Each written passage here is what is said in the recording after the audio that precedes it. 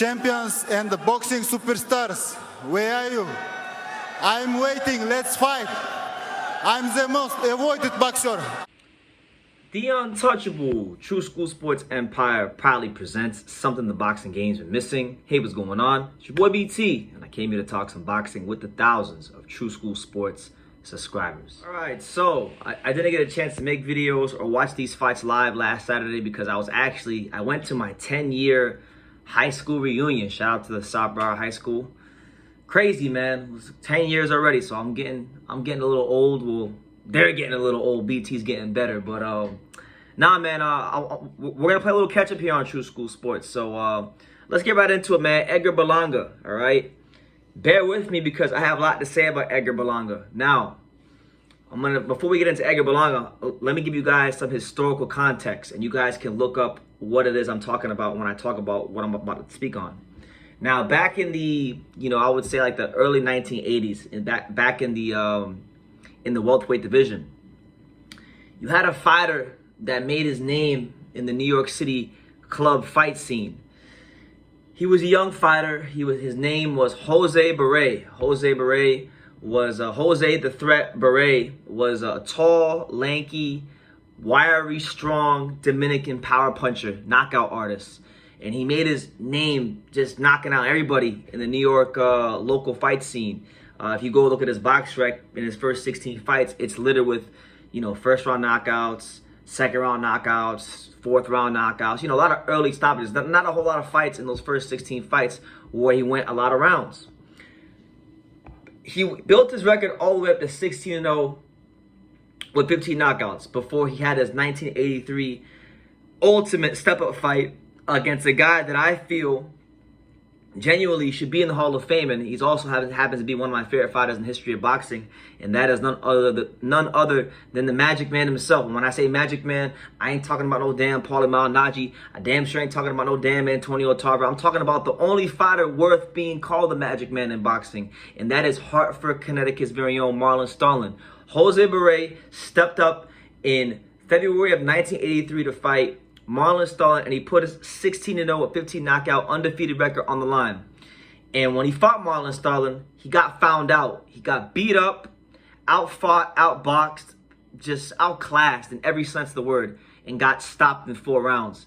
And Jose Baret was never the same. He next fight after that, he would go on to fight Floyd Mayweather Sr., got knocked out at 8 rounds, and after that he just faded into obscurity, and that was that. Now, I say that to say that I bring up this fighter, this forgotten warrior, and God bless Jose Baret wherever he's at in the world now. I don't got no malice towards any fighter, but I bring up Jose Baret because I feel like his career, it has a lot of similarities to Edgar Berlanga. Edgar Berlanga had a lot of, had that knockout streak, the first round knockout streak. And around the 16 fight mark, same amount of fights, around the same amount of fights Jose Baret, we saw Edgar Berlanga fight, DeMar Nicholson, go the full distance with him, and he hasn't been quite the same since the Nicholson fight. You see what I'm saying? He's been dropped by Marcelo Coceres, had a close fight with Steve Rolls. He's been lucky that, Top Rank handpicked beautifully the kind of opponents for him to win against. I can't even say look good against because he didn't really look good against the guys like Steve Rolls or Mangulo or the guys like that. So the only difference between Edgar Berlanga and Jose Baret is that Jose Baret got fed to the wolves and he fought the top shelf fighters. Edgar Berlanga has been fighting these middle tier, fringe at best contenders, and that's saying it politely. And he has been exactly lighting the world on fire with those guys. So now he fights Jason Quigley, a fighter who I think is a good fighter. I'm not trying to down Quigley. I like Quigley. Quigley is a former Irish Olympian. Quigley is a good boxer. Quigley has been a ranked contender before in the middleweight division. But let's have it right. Jason Quigley in the professional ranks has been, a bit of an underachiever. And this is really the first time Quigley had been in a real fight at 168, because the last time most of us saw Quigley, he had fought Demetrius Andrade and got annihilated in 2 rounds. And that was in late 2021. He had a little stay busy fight a couple of months before this that almost nobody knew about. I only knew about it because I checked BoxRec religiously for the schedule. So I knew he fought, but it wasn't on like TV or anything. Scored a decision over a journeyman opponent, and that was his first fight at 168. But this was his first real fight at 168. And truth be told, I know he got dropped 4 times, but when you consider the fact that Quigley's never really been at 168 against a top-ranked opponent, you factor into that, Edgar Berlanga is a natural 68-pounder, a good-sized 168-pounder. Even though he got the 4 knockdowns, and I hate this like I'm nitpicking because at the end of the day, like you wanna give these fighters encouragement. I don't want to be a negative Nancy or a Debbie Downer or anything like that, but we're just not seeing this. I'm not seeing the extra bit of quality I need to see from Edgar Berlanga. This is his first fight back with his coach Mark Ferre, who was his original coach, who everybody keeps telling me, he's back with Mark now, Coach Mark this and Coach Mark that. I'm going to give you guys my notes because I took some notes on the fight and I just wanted to run through them and see what you guys think. So, positives. We'll go with the positives, right? I think Berlanga's right hand looked a little bit shorter. I feel like from other fights I've seen, he's always had a decent right hand, but I feel like it looked a lot shorter and more compact, and I feel like maybe that was a bigger focus in this last camp for him, because that was the punch he kept looking for. That little chopping right hand, as quickly would dip down below. That little chopping right hand is the punch that Berlanga kept looking for over and over again, and it landed. And to his credit, he was able to score a couple knockdowns with it. So credit to him there. He was also, not as far as punch output, but as far as what he was doing with his lead hand. I saw some probes from Edgar, probing the hook, probing the jab. So that was a bit of a positive. That's something that I could probably be positive about. But honestly, like Berlanga just looked like the naturally bigger guy.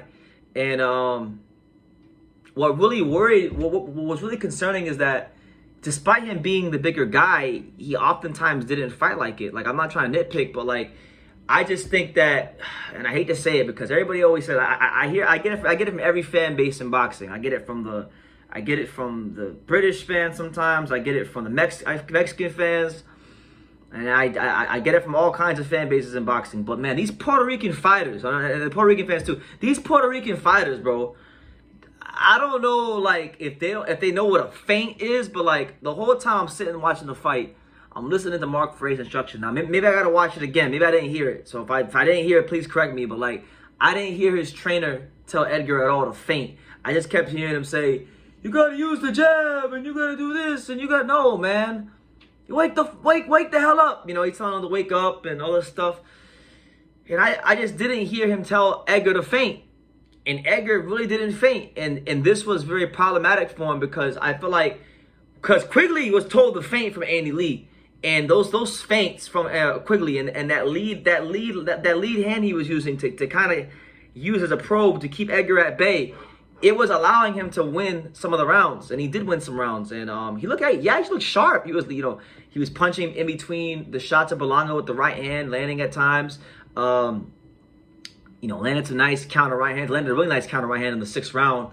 And there was this one left hook he landed. I think it was in It was in the 7th round where Berlanga was coming in and Quigley kind of stepped back and landed a nice left hook, and it actually rocked Berlanga.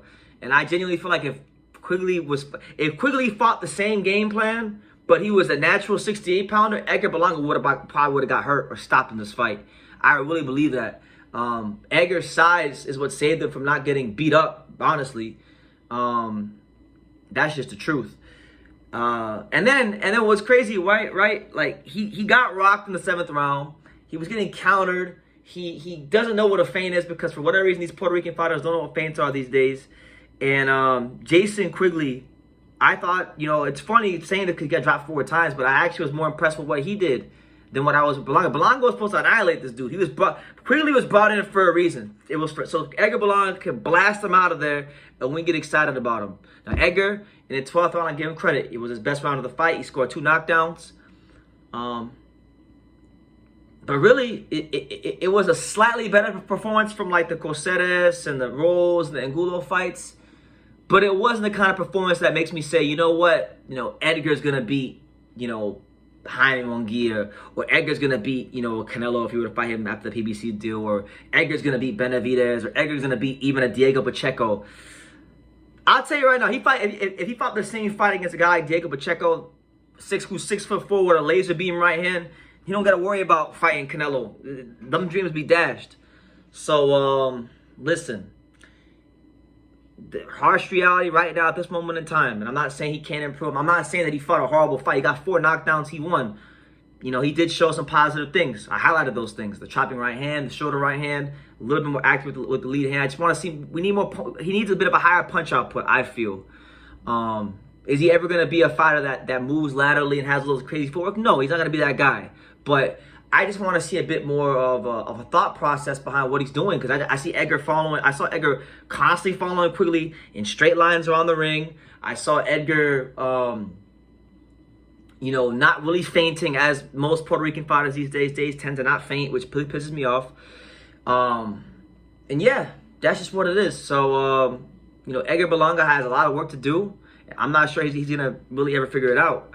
Maybe when he gets into a big fight with a guy like Munguia, maybe he actually puts it all together on the night. But right now, as far as I'm concerned, if I'm Eddie Hearn, I'm cashing out Edgar Berlanga as soon as I can, because he is a loss waiting to happen. Don't put him in there with John Ryder. That's a horrible idea. That might not work out well for Edgar. Don't put him in there with certain fighters. Get him in there with Munguia, cash out, and if he wins, it's a bonus. That's my advice to Eddie Hearn.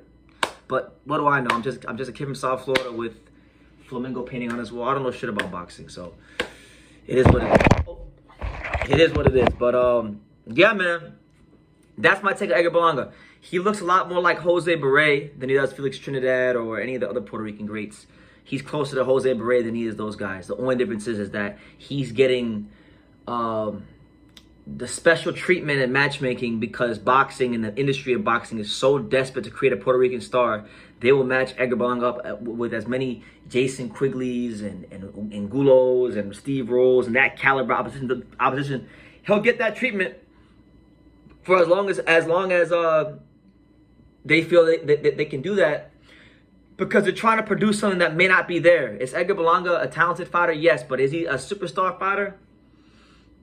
I don't know. I don't think. I don't know. I don't want to give up on him, because I do like Edgar Berlanga, but at some point in time, you just got to face the facts. Like, he's a good fighter. I think he's good for boxing. I think he's a polarizing figure. He sells tickets in New York, so he's good for boxing. But I don't think he's gonna be. And I really hope I can come back to this video in 2 years, 3 years, 4 years and laugh at myself. But based on his development, I don't see a superstar. I see a good, fun TV fighter, a guy that'll be in contention, but won't beat any of the top guys, but is still good for boxing. I don't see a guy that's going to be sticking his flag in the ground, carrying the torch of Tito Trinidad and Wilfred Benitez and Wilfredo Gomez and Ivan Calderon and all the great Puerto Rican fighters of yesterday. I just don't see it. But hopefully I'm wrong, because I like Edgar. He's a nice person. And I do think he is trying his best. You know, I don't think he's a lazy guy. I don't know him personally like that. I met him a couple of times. I don't know him like that, but he doesn't strike me as somebody who's lazy or doesn't work hard. I feel like he is working hard. I just feel like maybe there's some things that aren't being told to him by his coaches, or maybe that he's just not applying in the ring, which is I feel like I'm saying about all these Puerto Rican fighters, but start fainting, please, because when you get to the levels where you're fighting guys like Munguia and Pacheco and the elite fighters at 168 that he's being linked to fight, when you get two even fighters in any weight class, the fighter, when two fighters are evenly matched, the fighter that can normally faint better wins the fight. Think about Floyd Mayweather when he would be matched with the guys like the Cottos and the Pacquiaos and those kind of fighters, those top grade upper echelon fighters. One of the reasons that he was able to beat those guys and always had a stylistic advantage, because he was normally the better fighter, not just at counterpunching, but at feinting. And it's the same thing with any other weight class in boxing. So that's my take on Edgar Berlanga. You know, right now in this moment in time, I just gotta accept reality. He's not as close to Felix Trinidad or Wilfredo Gomez. He's actually a lot more close to Jose Baret, the New York City club fighter in the 80s who got beat up by Marlon Stone. He's closer to that guy than he is those other guys. He's just getting great matchmaking right now. So we'll see what happens when he steps up, but that's my thoughts. Shout out Jason Quigley for a good fight. And on a positive note, like, I feel like Quigley, if he can get down to 160, you know, and just keep doing what he was doing Andy Lee at 160, Quigley might be able to make a run at 160. So I hope he can still make 160. And I hope that you know, he keeps listening to Andy Lee, because Andy Lee, I thought, had a great game plan, and they fought about as good as they could have fought in this fight. you know, at the end of the day, Edgar was just too big and too strong for him. But not a bad performance at all from him. So yeah, let me know what you guys think in the comments down below. Make sure you guys take the time to subscribe. And like I say in every single one of these videos, you can love me or you can hate me, but I'm just a kid from Dangus. So until next time, take care, guys. Thank you for watching another video on the untouchable True School Sports Empire. We're here at the Hatanaka Boxing Gym in Nagoya, Japan. And for more great videos just like this one, make sure you guys click right here.